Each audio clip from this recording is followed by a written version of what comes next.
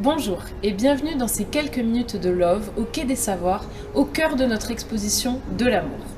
Au cœur, c'est le cas de le dire puisqu'on se trouve ici face à ce dispositif artistique qui vient introduire notre exposition et son propos, à savoir bien sûr l'amour, mais aussi les différentes formes d'attachement. Laissez-moi vous parler un peu plus de ce magnifique cœur en plume juste derrière moi.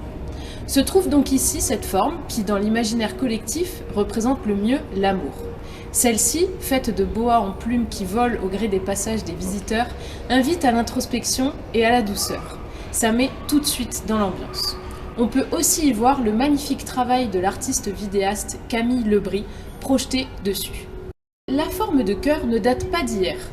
C'est d'ailleurs parce qu'elle est si ancienne qu'elle est tant ancrée en chacun et chacune d'entre nous. Bon, suivez-moi, nous allons découvrir ensemble pourquoi la forme de cœur représente l'amour depuis si longtemps. Ça y est, j'ai enfilé ma blouse, on va pouvoir passer aux explications. Notre forme de cœur nous vient de l'Antiquité et plus précisément de la feuille de lierre. Qu'on la trouve sur de la céramique de l'époque ou encore peinte sur les murs des domus, la feuille de lierre représente Dionysos, le dieu du vin et de la bonne chère. Dans l'iconographie antique, la feuille de lierre et donc la forme de cœur devient un symbole de longévité et par extension d'amour durable. Mais au-delà de cette référence végétalisée, laissez-moi vous dire que la forme de cœur a souvent représenté l'amour, mais aussi la noblesse. Plongeons-nous un instant dans les rites funéraires des Égyptiens de l'Antiquité.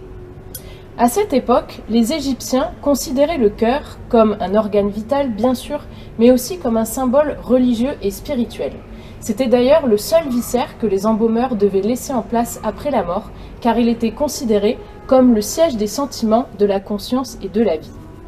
Et saviez-vous d'ailleurs que la tradition de porter sa bague à l'annulaire gauche nous vient de cette même période?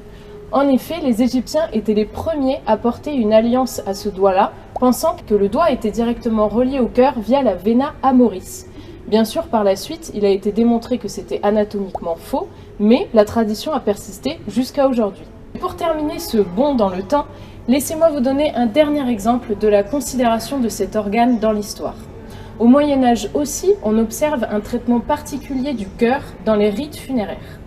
Les personnes les plus nobles avaient droit à 3 tombeaux, un pour les entrailles, un pour le corps et un pour le cœur.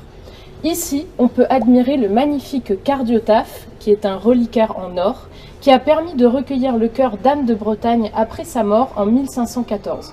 Oui, après sa mort, pas la peine de préciser, je sais. On peut y lire dessus en vieux François: « En ce petit vaisseau de fin or pur repose un cœur qu'aucune dame eut au monde, et Dieu en a repris sa portion meilleure. » Et oui, l'amour et le cœur sont liés depuis des temps très anciens. Mais aujourd'hui alors, qu'en est-il? Aujourd'hui, la forme de cœur fait partie du quotidien de beaucoup d'entre nous. Prenons un instant pour observer la magnifique affiche de notre exposition de l'amour.